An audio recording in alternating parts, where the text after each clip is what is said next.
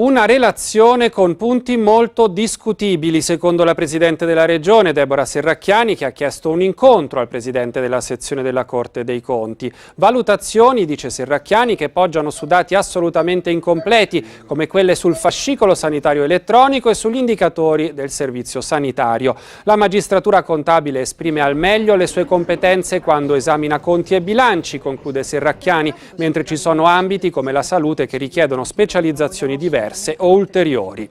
Gli allarmi sulla tenuta dei conti della Regione che abbiamo lanciato da tempo sono fondati e condivisi anche da organi istituzionali neutri come la Corte dei Conti, sottolinea invece il capogruppo regionale di Forza Italia Riccardo Riccardi, secondo il quale il rapporto della Corte dei Conti evidenzia la disfatta totale della riforma tedesca.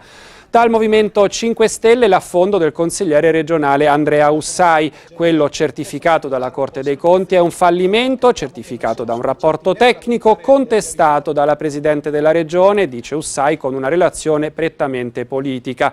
Ussai chiede inoltre di conoscere il confronto dei dati dall'attivazione della centrale unica di Palmanova, già richiesti e mai resi pubblici. Evidentemente, conclude, qualcuno non vuole guardare in faccia la realtà e non vuole farla conoscere ai cittadini.